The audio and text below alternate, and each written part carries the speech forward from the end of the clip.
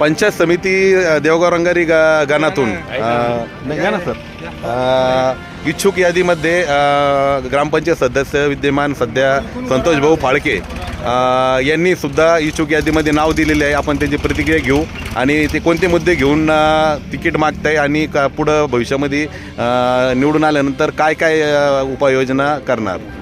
मी सर्वप्रथम देवगाव रंगारी जिल्हा परिषद आणि पंचायत समिती गणामध्ये जे राहिलेले काम आहे, रोड असो, रस्ते असो, ड्रेनेजचं असो, पाण्याबद्दल माहिती असो, देवगाव रंगारी धरण झालं तर त्या सर्कलमधून जे विटखेड्याचं पाण्याचा प्रॉब्लेम राहील त्यांना पहिले प्राधान्य देईल. त्यानंतर सामाजिक ज्या समजा लोकांच्या त्यांच्या कामाचं मी निवारण करेन आणि देवगाव रंगारीसाठी मला जे समजा उमेदवार देतील जिल्हा परिषदसाठी जे दोन इच्छुक आहे त्यांच्या दोन्हीतून कोणी बी असलं तरी मी राहील. मला जर डावलून जर दुसऱ्याला बी दिलं तरी मी पक्षाचं काम करीन एवढं बोलतो. आणि दोन शब्द थोडक्यात म्हणजे तुम्ही तिकिटासाठी इच्छुक आहात, पण ताई जर म्हटले आज नाही तुम्हाला थांबावं लागेल आणि दुसऱ्याला कोणाला तिकीट दिलं तरी तुम्ही त्यांचं काम करणार. पक्षासाठी आणि ताईसाठी आम्ही थांबून दुसऱ्या जे उभी उमेदवार देईन ताई त्यांचं काम करी आम्ही एक निष्ठपणानं काम करू.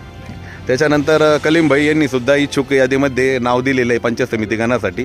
आपण काय करणार जर तुम्हाला समजा तिकीट दिलं तर पुढे तुमचे काय मुद्दे राहणार विकासाचे? मुद्दे हेच विकासाचे. पंचायत समिती गणामध्ये जे जे काम राहिले ते काम करायचे, शेतकऱ्याचे जे जे काम असतील ते मार्ग लावायचे, गावातले मार्ग लावायचे, खेडेपाड्यातले जे बी पंचायत समितीमध्ये येतील गण त्याच्यातलं मार्ग लावायचे. जर तुम्हाला तिकीट नाही मिळालं, जसं संतोष भाऊ आणि अजून इच्छुक आहे त्यांना तिकीट दिलं त्यांचं काम तुम्ही काम करणार, मनापासून तुम्ही ताईचं काम करणार. सरांनी सुद्धा जिल्हा परिषद इच्छुक म्हणून नाव दिलेलं आहे. जर ताईंनी त्यांना जर तिकीट दिलं तर ते सुद्धा उमेदवारी घेण्यासाठी तयार आहे. तर सर तुम्ही कोणते मुद्दे घेऊन येणार आणि कसे पुढं काय करणार त्याची थोडक्यात माहिती द्या. मी जिल्हा परिषदच्या ज्या तिकिटासाठी मागणी केली त्या म्हणजे अशा अनुषंगाने केलेली आहे की मी गेली 20 वर्ष जिल्हा परिषद सर्कलमध्ये काम केलेलं आहे. देवगाव रंगारी माझं गाव आहे आणि पूर्ण जन्मापासून या गावामध्ये मी सुखदुःखामध्ये सर्व गावातील लोकांचं काम करतो.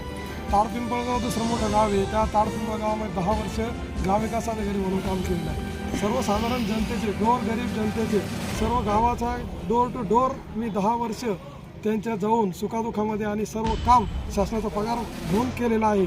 तसेच इतर ठिकाणी देवेगाव असेल, देवनाळा असेल, विटखेडा, चौंडी, मापेगाव या ठिकाणी सुद्धा मी कामं केलेली आहेत. आणि मी सर्वांशी परिचित असा व्यक्ती आहे आणि परिचय असल्यामुळं आणि गोरगरीब जनतेचे, तळागाळातील जनतेचे सर्व कामं कुठलाही भेदभाव न करता केलेले असल्यामुळं मला असं वाटतं की लोक मला स्वीकारतील.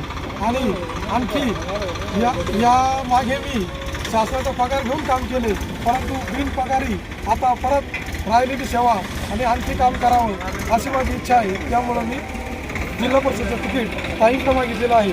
परंतु ताईंनी जरी तिकीट मला दिलं नाही आणि जे काही 2 उमेदवार आमच्या विवेक शेळके आणि आमचे तालुका अध्यक्ष नारायण मोडके या दोघांपैकी कोणालाही जरी दिलं तरी माझ्या ओळखीचा, माझ्या नातेगोत्याचा आणि सर्व याचा फायदा मी संबंधित उमेदवारासाठी करेल आणि मला धनाने त्यासाठी काम करेल एवढंच या ठिकाणी बोलतो आणि काम करेल. थोडक्यात सरांनी सांगितलं प्रशासनामध्ये त्यांनी सेवा दिलेली आहे. जर संधी दिली ताईंनी तर ते लोकसेवासुद्धा करायला तयार आहे.